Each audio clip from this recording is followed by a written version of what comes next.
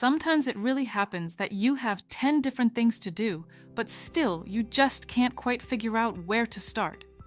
Imagine if you had your own to-do list that carefully plans all your daily tasks and responsibilities for you, just like a personal system. Today, I'm going to show you how you can use Python and ChatGPT to create an AI-powered task manager. No need for any fancy lie or expensive apps. Just a smart script that can make your tasks clear and organized.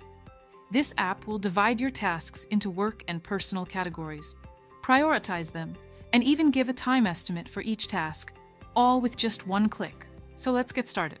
In this video, we'll look at the need for this project, the prerequisites for this project, and finally, step-by-step coding. So first, let's understand why we need this. We need this because nowadays, when you want to effectively manage a lot of things and maintain a healthy work-life balance where you have both personal and professional tasks lined up, this will really work like a personal assistant for you and provide you with an organized task list in a synchronized way so you can complete all your tasks on time. Next, what do we need for this project? We need Python installed on our system.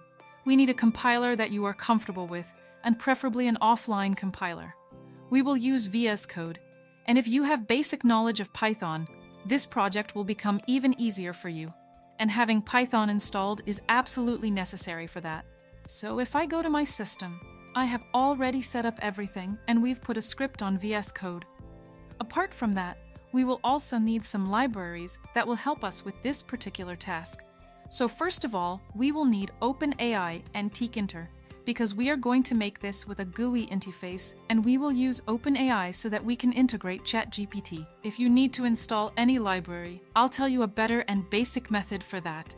We will run a command in our compiler, which will install the particular library for us. To install the OpenAI package, you need to enter a command in your terminal or command prompt. If you are using a Windows computer, type pip install OpenAI and press enter. For those using a Mac, the correct command is pip3 install OpenAI, then hit enter. This will download and install the OpenAI library for your system, allowing you to use its features in your Python projects. So basically, these are the commands that we can use on different systems to install Python libraries. After this, I will close my compiler. Now let's move on to our code. But before that, we need one more thing, which is our OpenAI API key. And you can get it from your ChatGPT account if you specifically search for the OpenAI API key on the internet. It will redirect you to a page where you can log in and generate your API key. We will use that same API key in our program. So number one is importing all the libraries. Here, we are importing 4 libraries, technically 3, but we are using 4 functions. First is our system, which is OS, then OpenAI for integrating ChatGPT. Then we are importing Tkinter as TK, which we will use for our graphical user interface. And after that, we are importing scrolledtext from Tkinter to maintain our small bar for our interface. In the next step, we will set our OpenAI key, which I am simply setting with the variable name OpenAI key. And in that, I am just copy-pasting my key. So in this way, you can also generate your API key and copy-paste it. Let me show you where you can get it from. So if I open up a search engine and type in OpenAI API key right here, this interface will appear, where you simply need to log in to your system account and then click on the button labeled Create an OpenAI key. From there, you'll be able to generate your own unique API key for use. Moving further, we will define a system that is basically for making a particular project. So here, we are defining a system called getSmartTask. And in that, we are taking a variable, which is the task list. From here, we will generate our tasks. Now here we have 2 prompts. One is for organizing the following tasks into a smart prioritized daily plan. And number 2 is for grouping the following tasks into work and personal. Here, we will run both prompts separately. In the first prompt, we will show how we can organize our tasks. In prompt number 2, we will see how it classifies if we give it numerous tasks, whether it's a work task or a personal task. After that, we are using the GPT-4 model. We will have 3 rows, 1 row, then user and content, which is our prompt. So we will generate things based on our prompt, and this is for creating the chat, like structure and creating a task list. Lastly, we will return our response. And now we will create our second function, which is for the graphical user interface. So here we'll create a Generate Plan button, which is a key feature. Basically, when I show you my graphical user interface by running this program, you will see how we are arranging our tasks in that interface. So now, here we'll specifically define all those things. So here you can see that there is a variable called raw task under which I am taking my input starting from line 1 and going till the end. So whatever content comes into our input box, we will take all of it from here. After that, if raw task equals plan or equals sum, if raw task is given, then we will take that raw task from here. If we haven't assigned any raw task in that input, then we're adding an else statement which will reply back as please enter some task. Here we're providing what our output is for the given input. After that, we'll set up our main application window, which is our root window. Since we imported Tkinter as TK, here we're using TK to access the Tkinter libraries interface. So here, we've created the root. We set the title of the root as Smart Task Planner. If you want to change it, you can give it a different title as well. After that, we're defining the task input system, where we're creating a label for Enter Your Task, and these tasks should be comma-separated. Right now, you can define it according to your needs. You can change the logic for how you want to separate the tasks. So here, I set it up to be comma-separated. Next, we'll provide a little padding. If you want, you can define the font size, different background color, font color, everything under this label. Then we're adding a scroll text to our input. We're defining its width and height, and also giving it some padding. This is basically for when we've given a lot of tasks and they aren't all visible on a single screen. Then we'll need the scroll bar, so we're defining that as well. Next, we're creating a Generate Plan button. So then, as soon as we click it, we get the output according to our input. Now, we're adding it, which is the Generate button, and replacing this button on the root window. We're setting its text to Generate Plan and assigning the command to onGenerate Plan. So if I show you here, we had defined this particular function, define onGenerate Plan, which we then enter as a command for the button so that this code runs and we can get our output. After that, we are defining the output display section, which is titled Your Smart Daily Plan. After that, we define its padding. Again, the scroll bar, because whatever we generate may not be visible in a single frame or single screen, so we can scroll through it. And lastly, we'll run the application with root main loop.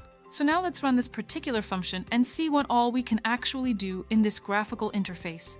What all can we generate through this particular script?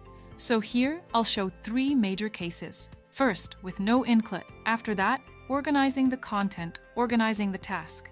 Lastly, not just the organization part of the task, but also the grouping of those tasks. So we'll mainly test 3 things. So let's see. Let me run the program. So as soon as I ran it, our Smart Task Planner appeared. I'll increase the compiler size so that we can see it clearly on the screen. Okay, so here you can see our Smart Task Planner. Here are the 3 things that we defined: input section, scroll bar, and the portion for the Generate Plan button. And lastly, the output section. So if we look at the first thing, what will our output be if we don't enter any input? I'll just click it. As we put in the else statement, it says, please enter some task. Next is, if we enter some comma-separated values, for example, morning walk. Your day consists of several routine activities, starting with your office. Tasks which might include attending meetings, responding to emails, and completing your assigned work. Later in the evening, you take a break to enjoy some snacks, giving yourself a moment to relax and recharge. Afterward, you follow your regular gym routine, focusing on maintaining your health and fitness. Altogether, these activities make up what can be considered a basic and typical day for you. Now let's observe what kind of output or results are generated based on this daily pattern as this process is currently taking place. And you can see the office task with the estimated hours after that, denoting the morning log and everything. So the first thing we've generated is the grouping of the tasks, because the buildup was just the second leg. So you can see in the code as well.